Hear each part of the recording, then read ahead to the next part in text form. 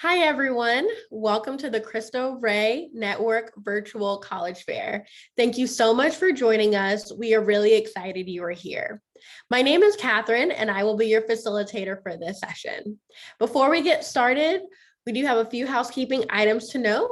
First, your camera and microphone are off, you are muted, and your video is off. The panelists can't see or hear you. If you have any questions at all, feel free to use the Q&A button at the bottom of your screen to type your questions to the presenters at any time. They are here, ready and available to answer your questions. This is one of many college presentations being offered. There is an upcoming fair on Saturday, so feel free to check the schedule on the website for more. And lastly, this session is being recorded and will be available at strivescan.com/Cristo-Rey.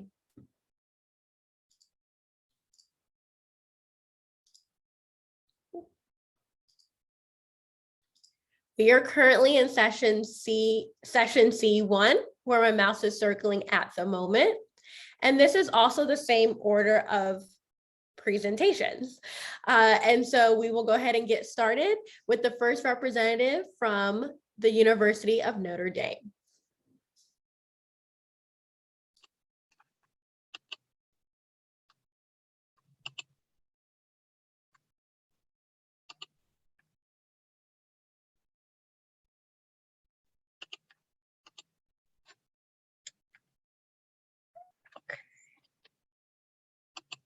Sorry, excuse me, I'm on the wrong slide, so.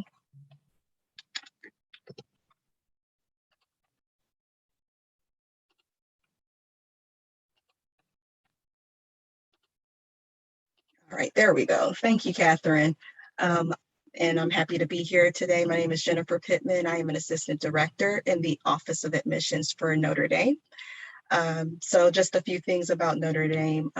Notre Dame is a Catholic research institution founded in 1842. We are located in South Bend, Indiana, which is a mid-sized town of about 100,000 people. And we are in close proximity to Chicago as well as Indianapolis. So that small town feel, but you're easily accessible to some of those larger cities if you need to get out of the city, just to get away.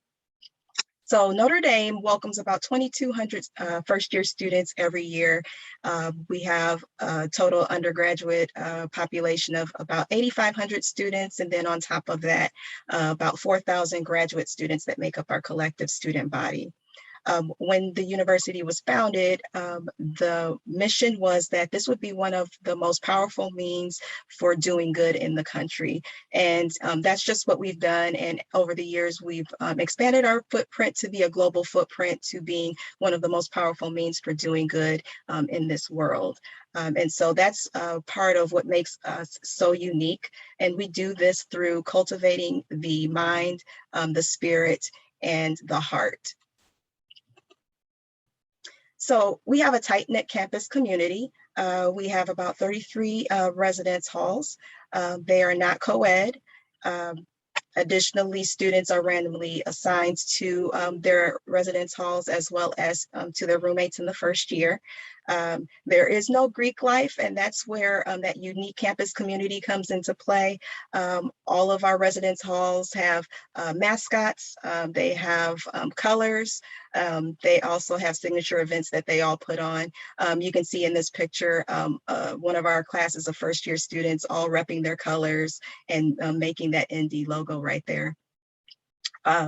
Additionally, we have over 500 student clubs and organizations available to you. So basically, you can find anything that you are looking for, anywhere from athletics to cultural affinity groups or religious affiliation groups. The second piece is cultivating the spirit and cultivating the heart. And so faith and service is another piece that makes Notre Dame so unique. So yes, we were founded on a Catholic foundation. And as you can see in that picture in the top corner is our grotto. And it's a beautiful place of peace, a place where students go to pray. things of that nature. But we are also Catholic University with a small c, so that means we are all embracing, all encompassing. So students can be from any faith background or not any kind of faith background if they do not practice.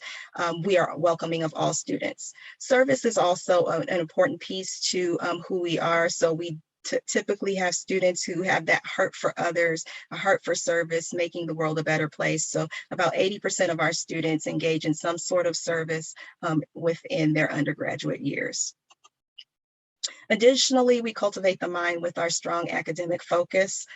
We have a 98% retention rate from the first to second year, and that's with our strong focus on first year advising. So you really are going to get support that first year, as well as we have Office of Student Enrichment, which also adds additional support for basic needs. So if students need coats, laptops, things of that nature, there's the Office of Student Enrichment that also supports our students.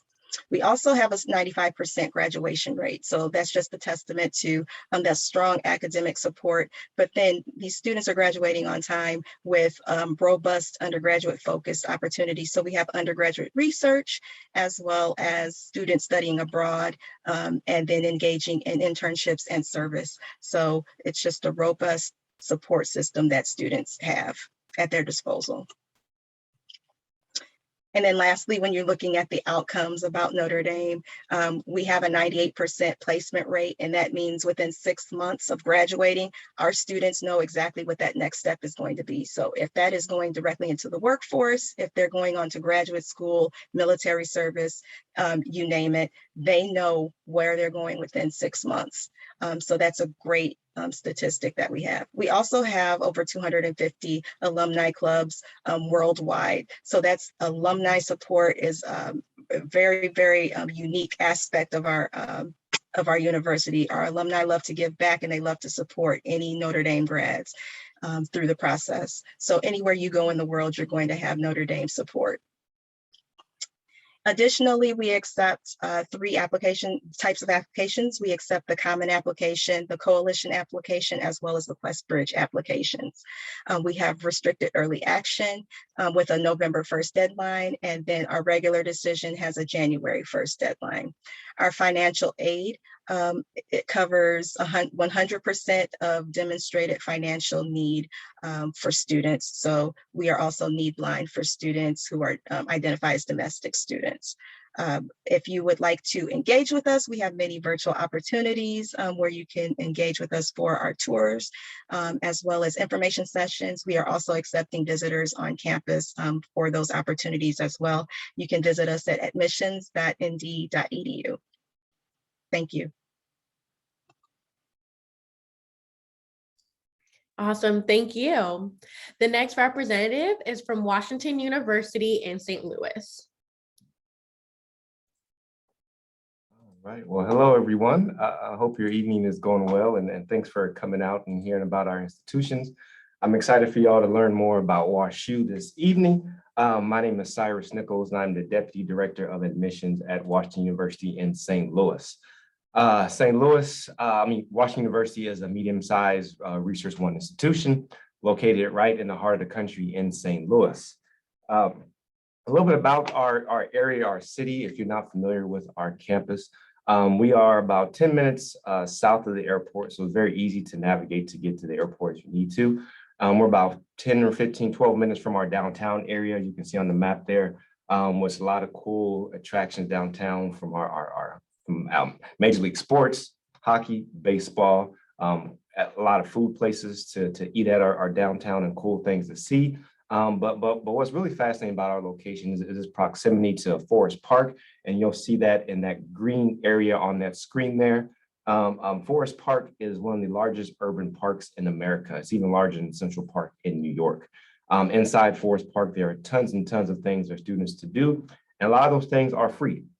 So if you want to go to the zoo, if you want to go to a museum and science center, and then we have golf courses and tons of walking and biking trails, and the list goes on. So Forest Park is very, very close to our campus. It's very popular for students and for visitors throughout the country, throughout the world to come to see the beauty of Forest Park. And it's literally really close to our campus. You can probably walk there in like 9 minutes from our campus, but there also is free transportation to get you to Forest Park as well. Our campus has two parts. We have our Danforth campus, and then we also have our medical campus as well too. So most of the undergraduate time will be on our main Danforth campus, as you can see there as well too. Also close by our campus is the Del Mar Loop. Is voted one of the best streets or the best blocks of streets you can find in America. And within the Del Mar Loop, you'll find a lot of cool restaurants, movie theaters, just places to hang out at, music shops and stuff like that. So Del Mar Loop is a cool place, and it's within walking distance to our campus as well too. So as I have a common theme, you know, St. Louis is not that big of a city. We have around 2 or 3 million people, but it doesn't feel that big once you are here. You are able to get anywhere in around 15, 20 minutes max. Some days there are traffic, but again, it's not that bad to navigate or get around the St. Louis area. I'm not from St. Louis, I'm originally from Iowa, but I am starting to feel my way more around the city, and I'm really enjoying my time here in St. Louis, Missouri. So at Washington University here in St. Louis, we have our different undergraduate divisions, as you can see there on the screen. And when students apply to WashU, you apply to one of our academic divisions. So as you can see there, we have our liberal arts, engineering, business, art, and architecture, and the breakdown of the students there. We have around a little over 7,000 undergraduate students make up our student body, and we have around 7,000 graduate students. So we have around 14,000 students total on our campus here at Washington University. On here, you can see a map just kind of breaks down where our students are coming from. So as you can see there, the bulk of our students come from the Midwest, but we get a lot from the East Coast, the West Coast, down south. We have students from all 50 states, several different territories, and over 20 different countries made up our most recent incoming class here at Washington for the fall of 2021. So it is a very diverse institution in terms of geography and also racial ethnic diversity as well at Washington University. And also I mentioned, I kind of got ahead of myself, but the number I mentioned about the 20 states that represented our most recent class, but we do have countries, I'm sorry, but we have more than 50 countries represented of students here at Washington University. And this is a little bit more of our undergraduate profile. Like I said, we have a little over 7,000 undergraduate students, excuse me, on a campus each year. There's a breakdown there. You can see around 9% of our students are first gen, 14% Pell eligible, and over 64% come from over 500 miles away to attend Washington University in St. Louis. And this is a breakdown a little bit of our in the classroom and what that experience looks like. So being a medium-sized institution at WashU, we can provide you with that experience and that small class size and that discussion-based classroom experience that I think students really value and they thrive in and really enjoy. As you can see on the screen there, we have a 7-to-1 student to faculty ratio. Almost 80% of our class have less than fewer students at WashU. We have over 90 fields of study, 25 Nobel laureates affiliated with WashU, and 11 faculty fellows who live in residence halls here at WashU. But one thing that I think students really enjoy about our campus and opportunities is the interdisciplinary study and the ability to go in between classes and majors. So say you start in business or engineering or something like that. Well, if you want to take courses outside of one of your primary divisions, it's perfectly fine. 80% of our students either double major or minor. So students do have that interdisciplinary study, and they are studying across multiple divisions. And it is relatively easy to do that the way the curriculum and the courses are made here at WashU. So you're not always stuck within one major. You can easily move around and identify different areas of study and add to your portfolio as well. Sorry.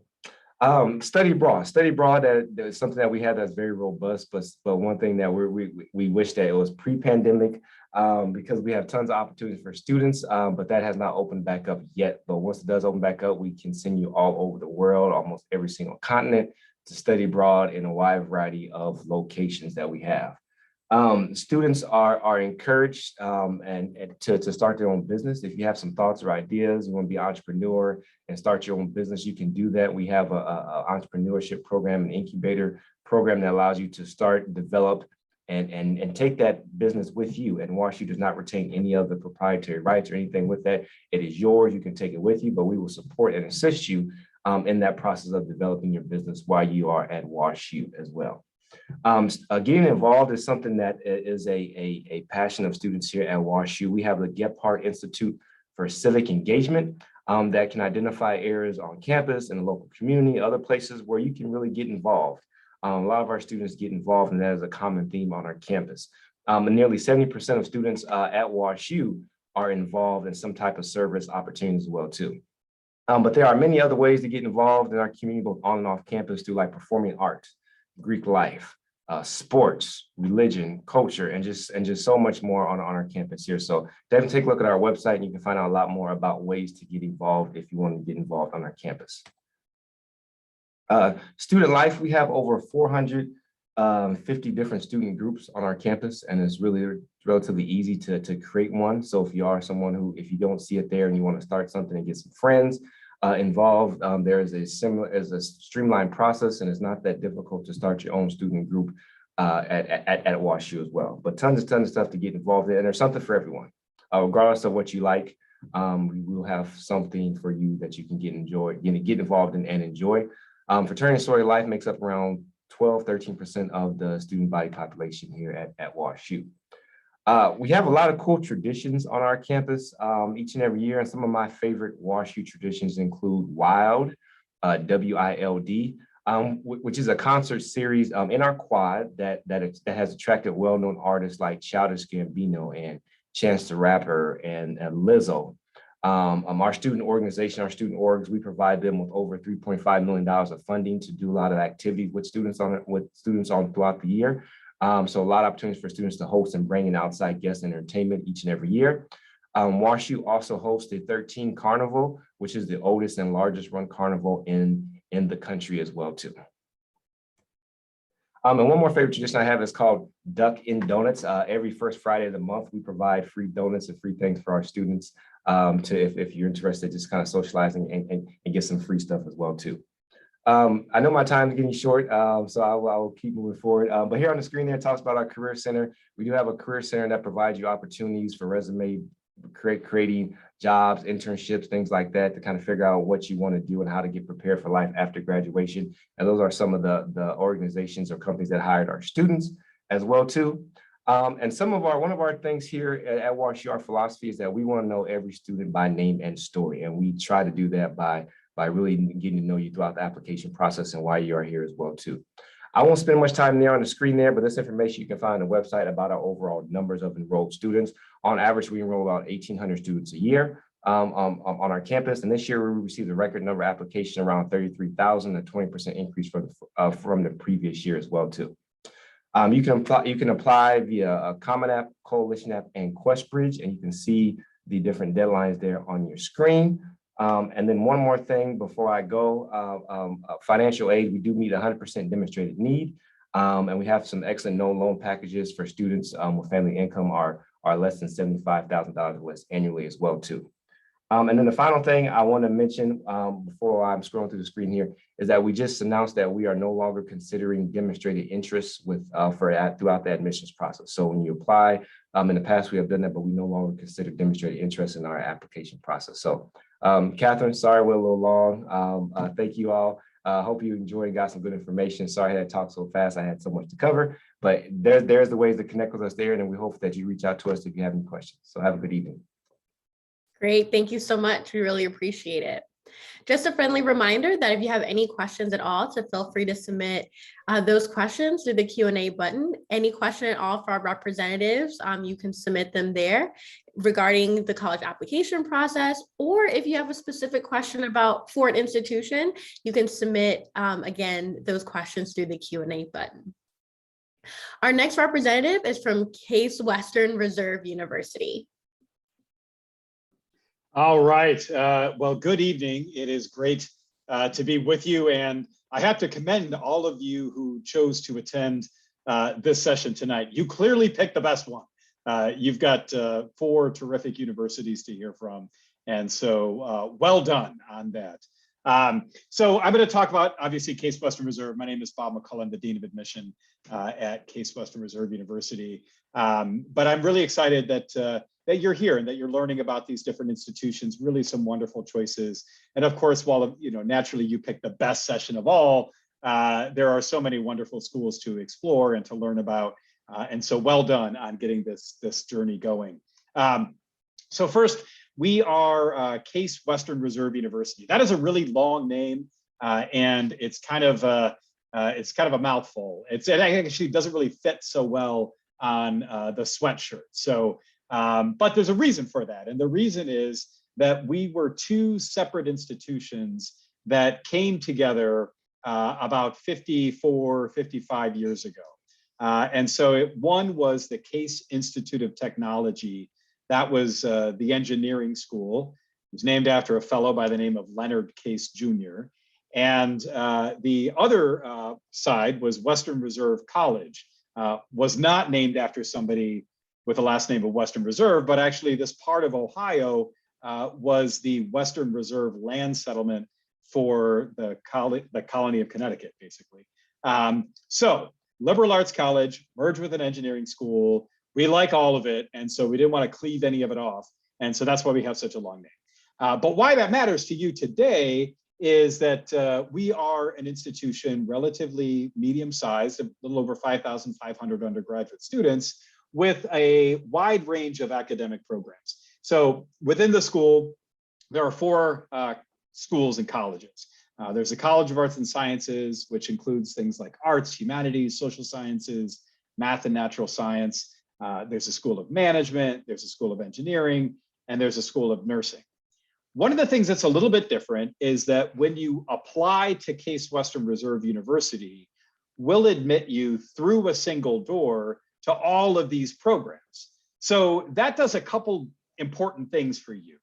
One, you know that whatever major you want to do, you're going to be able to do. If you declare a major in biomedical engineering, awesome. If 2 weeks later you decide that you want to do accounting, no problem. You can switch to accounting, and there's no hassle with that. So the flexibility to know that no major is going to fill up, there's no issue there, but also to know that you can be, multidisciplinary. You can study dance and also physics. You can be the kind of student who loves nursing and also wants to learn languages. We're that kind of environment where you can really kind of cut across the curriculum and pursue things that make sense to you, even if they don't necessarily make sense on paper.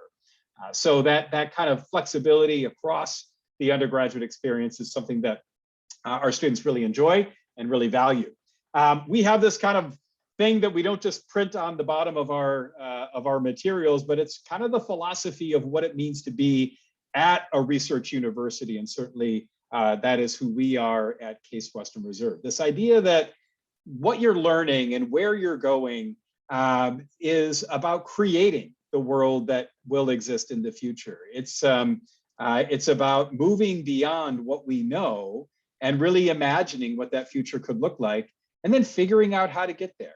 So this idea of think beyond the possible is not just this tagline, but it's something that inspires us and really kind of characterizes the life of the university.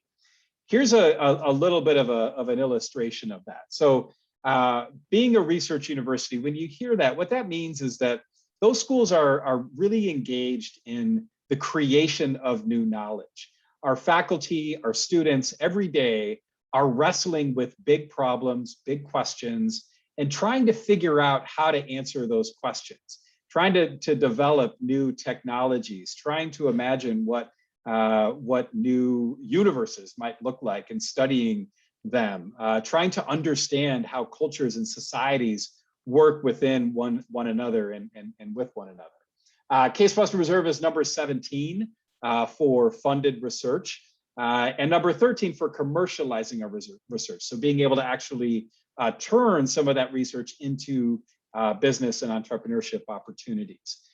This fellow here, his name's Chris Carr, graduated a couple years ago. As an undergraduate student, Chris was working with a faculty member by the name of Cyrus Nichols. Not everyone at Case Western Reserve is named Chris, even though I'm with the Cristo Rey group tonight, but those two happen to be named Chris. So anyway, he's an astronomy physics guy. He's out at Kitt Peak in Arizona working with Professor Mijos, and discovers, looking at some of the images from the scope, that there's kind of the smudge. And he brings it to, studies it, looks at it, tries to make sure he understands what he's looking at, brings it to the professor. Long story short, it turns out that Chris Carr, the undergraduate student, had discovered a galaxy. So, kind of thing that just happens every day, right? So Chris is doing great now. He's in graduate school. He got to interview Neil deGrasse Tyson for his campus radio station show. And he's a pretty special guy, but that kind of experience of being able to be engaged in research with faculty is something that a lot of our students are doing on a day-to-day basis. In fact, 99% of our students report having done some type of experiential learning, undergraduate research, internship, cooperative education, which is kind of like internship plus study abroad, whatever it might be. So 99%, which is almost 100%. And also makes you wonder, what's the deal with the other 1%? How come they totally missed the boat there? But because that's such a high percentage, such a high number, what it tells you is that this is part of the culture, and that we have the resources, we have the facilities, we have the infrastructure, we have the staff to really help you to go from, I think I want to do this, to I've done this and it was really cool. And more than 55%, I think it's close to 60%, will do at least 3 different kinds of experiential learning opportunities. So maybe they're doing research and they're having an international experience, and they've also been able to do an internship. So it's not just about all the different opportunities and things you might do, it's about the things that you will do. And how do you kind of put all of those different pieces together? It might be clinicals in the nursing school where you start your 3rd week on campus in the hospitals working with patients. It might be starting a new business in LaunchNet within entrepreneurship. And the service learning experiences as well. Whatever it might be, all of these different pieces kind of come together. Why does that, how does that sort of shake out for you? Well, one of the places that shakes out is this really awesome facility that we're really proud of called ThinkBox. And ThinkBox is the largest open makerspace in the country. 50,000 square feet, 7 stories. And it's designed to give you the opportunity to go from initial idea to new startup, to creating a business. It's open to everyone. You don't have to be a particular major. Anybody is able to access ThinkBox throughout your undergraduate career. And this matters because it leads to success.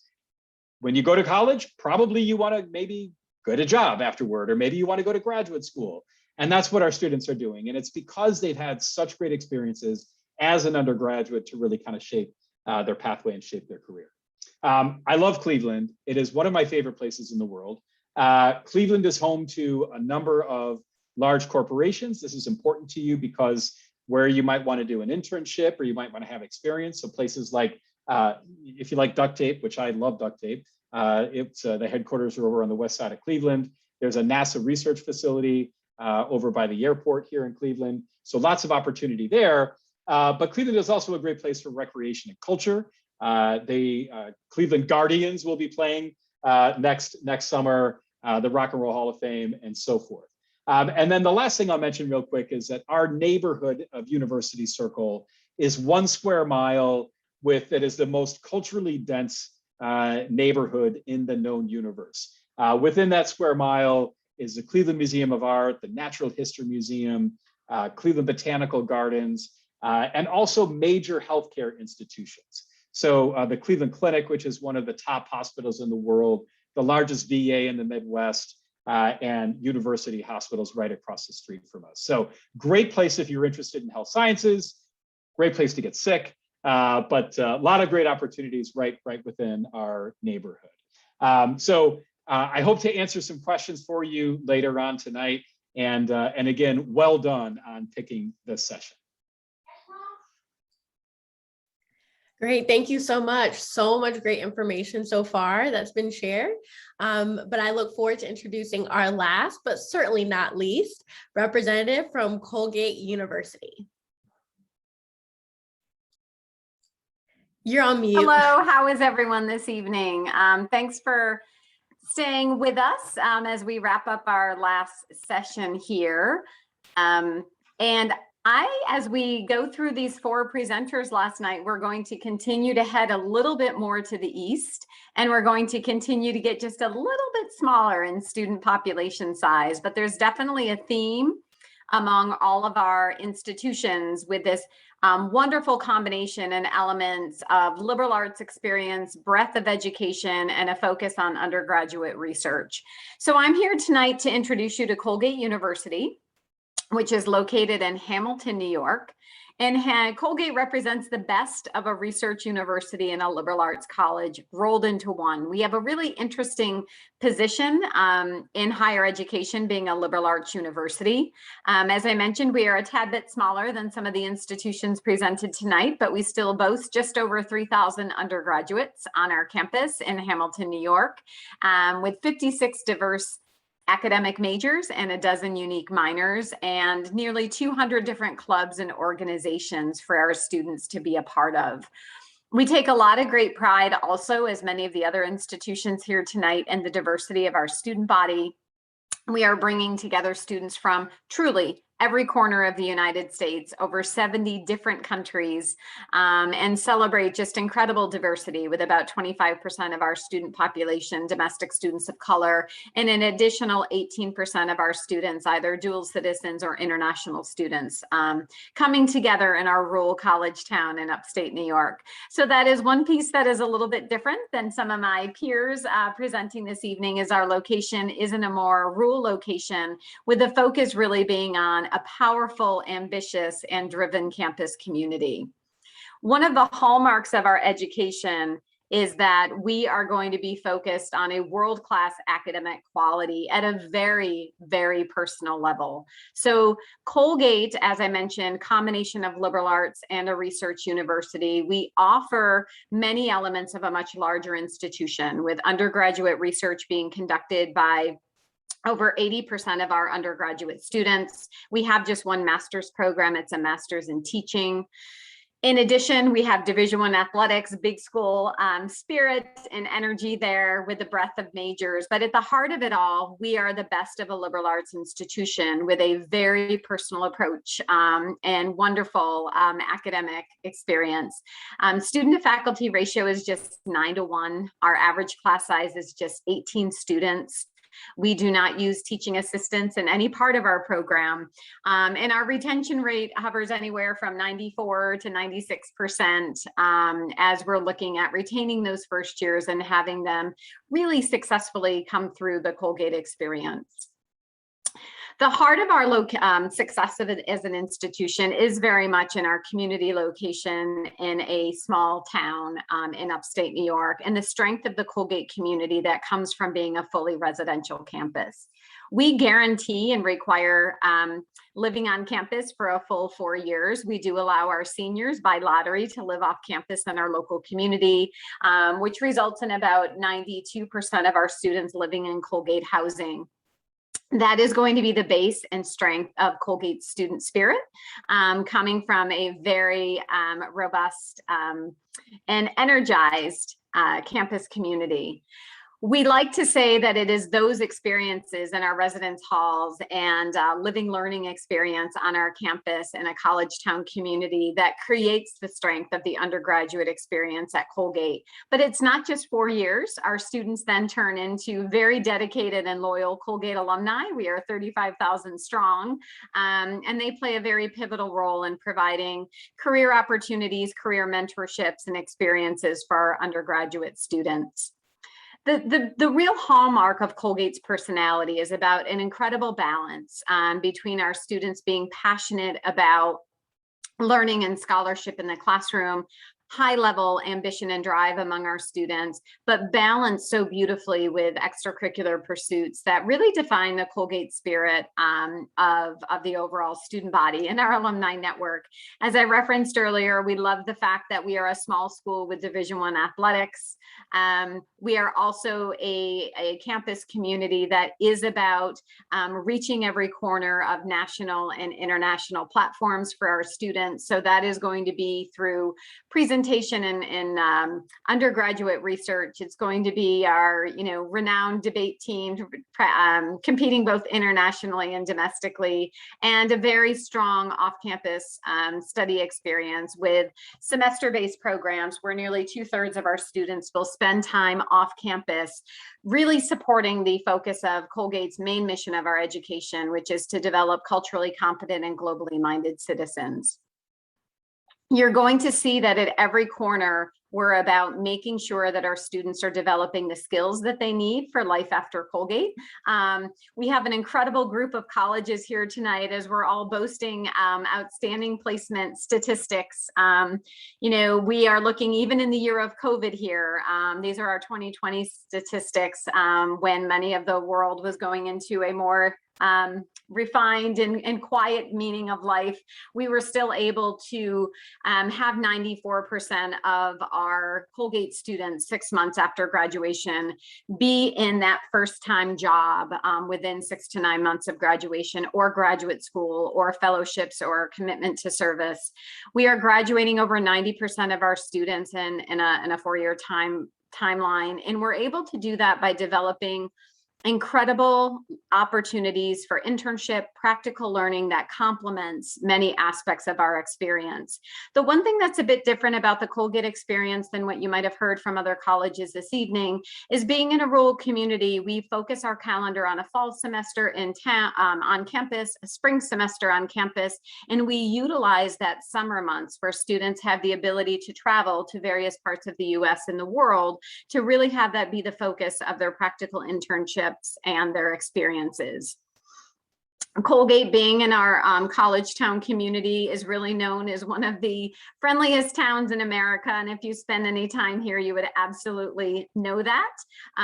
As we're talking about size and population and location, Colgate is in a little bit of a different and yet exciting locale. And the fact that we have just 4,000 residents in the true village of Hamilton. We are about an hour from Syracuse, New York.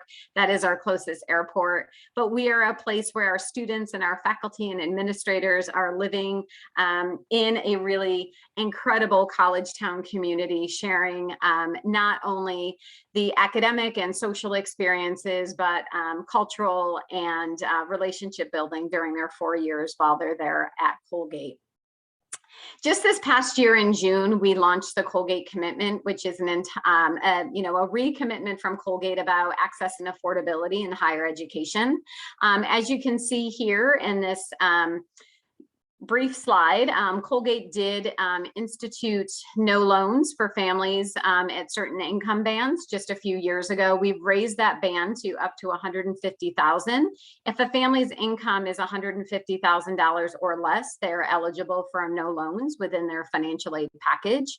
Our philosophy around financial aid is to meet 100% of a family's demonstrated need. For individuals who may not be under that 150 range, but are still qualifying for need-based financial aid, we still package our students with a very low level of student indebtedness, with after 4 years graduating with just about $15,000 in undergraduate student loan debt. Our focus is on grant money for students in our financial aid package. And as you can see with the Colgate Commitment, there are going to be different commitments to tuition-free or percentage of income allocated towards tuition for all of our students. Our applications, like many of the other institutions, are Common Application, Coalition, and QuestBridge. And as you can see on the screen here, our application deadlines, we are an early decision school as well as regular decision. We also were in a 3-year test optional pilot program, and we encourage individuals to, take some time to investigate Colgate and learn a bit more. And please use me as a resource if I can be helpful in any way. Great, thank you. What a great way to end. We do have some time left, so stick around. We're going to pivot now into our Q&A portion of this session. I invite at this time all our representatives to please turn on their cameras to get ready to unmute themselves. And we'll go ahead and jump into our first question here, which is, what advice would you give someone going through the college search process? What advice would you give someone going through the college search process?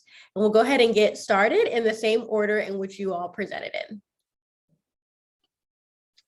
Yeah, so I would give advice with fit. I would like to tell students that fit goes both ways. I think a lot of times that we look at institutions and think that we have to fit a mold, but as you're searching for your institution, this should be an authentic journey for you, and that institution should fit your needs, what you're looking for, your desires. So don't be afraid to look for schools that would fit you as well. Yeah, that's a good question, Catherine. One thing that's often not discussed, especially early on in the college admissions process, is finances and what you can afford in terms of your family and things. So having those conversations and discussing, costs of attendance and things of those nature, and trying to identify what works for you. Because I see a lot of students who have their dream school and have things come up and they really want to go, but then they can't come to find out that it just doesn't work for them from a financial standpoint. So have those conversations with definitely with your family about overall cost of going to school, I would say. Yeah, I think great advice. And I think for me, what I would offer is that, each of the schools that have come here tonight have chosen to be here with the Cristo Rey Network because we're interested in getting to know you as students. We know something about the schools that you go to. We know something about kind of the nature of what it means to go to a Cristo Rey Network school. So when you think about that, think about how kind of building on this question of fit, this is really about you understanding something about yourself, and that something about yourself can change over time. What matters to you, what you care about today, that can evolve over time. That's a natural part of the search process. The more that you engage in the discovery and you learn about different places, the more you're going to find that, maybe something that was a big deal to you on September, what is it, September 15th, maybe not so big of a deal on April 15th. And so we're here for you. We're here to engage with you. And we hope that you do the same with us. Don't be shy. We're ready to talk with you. There's been some great advice. I think I'd like to just wrap up with encouraging every student to go beyond the familiar. I think when you're looking at colleges, there is definitely some name recognition and familiarity that feels comfortable for students when they're beginning the process. And I encourage every student to take the time to go beyond. Trust those mentors in your life who might be giving you a recommendation about a school that you just isn't something you or family or guardians are familiar with. Trust those around you, take the time to explore, and there's an incredible range of institutions, and let yourself be excited about something new in the process. All great advice from those who work at their respective institutions. We're going to see if we can try to squeeze in one more question here. So we'll do this one rapid fire. But the next question is, what's one thing you want students to remember about your school? What's one thing you want students to remember about your school? I would say, remember that we are an institution that cares about the individual as a whole and your heart and your spirit, and we help nurture that.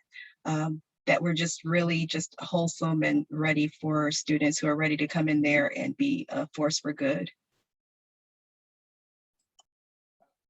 Thanks, Jennifer. I'm gonna do something a little different. I'm gonna just say about WashU is that we have great food and great residence halls. We have some of the top ranked residence halls and food you will find on the college campus. So people will come to campus, they always talk about the food and the residence halls, but also the people. I didn't want to repeat what Jennifer said, but yes, the food and the residence halls.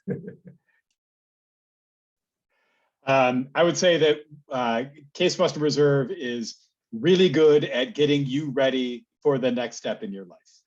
And so that kind of idea that it's about preparation, it's about that intentional kind of thing. It's not that you can do stuff, it's that you will.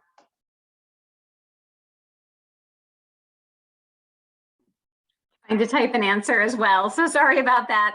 I think I'm going to leave on a fun note with this. Colgate is steeped in a number of great traditions. And I think one of our fun traditions is that we were founded by 13 men with $13 and 13 prayers. And 13 is our lucky number. And so definitely investigate Colgate, see all the fun ways we, celebrate the number 13. As you start to dive in, it is everywhere at Colgate. Friday to the 13th is a point of celebration, and I think is just a great example of Colgate spirit and energy. Awesome. And that was right on time. I love it. Thank you so much to our representatives for being here. Again, so much. What a great way to end this session. So thank you for just sharing that one special thing about your school that really what makes your institution or the respective institution you work at really unique. And so thank you so much to our representatives for being here, for sharing. We appreciate your time. And thank you to each of you for joining us. We have now reached the conclusion of this session. As we close, there will be a very quick 5-question survey that will appear on your browser. If you don't mind taking a moment to fill that out for us, your feedback is extremely helpful. There are more sessions happening. There will be more sessions on Saturday, so feel free to check the website for the entire schedule. And lastly, this session, including all sessions, will be available at strivescan.com/Cristo-Rey. Again, thank you all and have a great night. Thank you. Have a great night.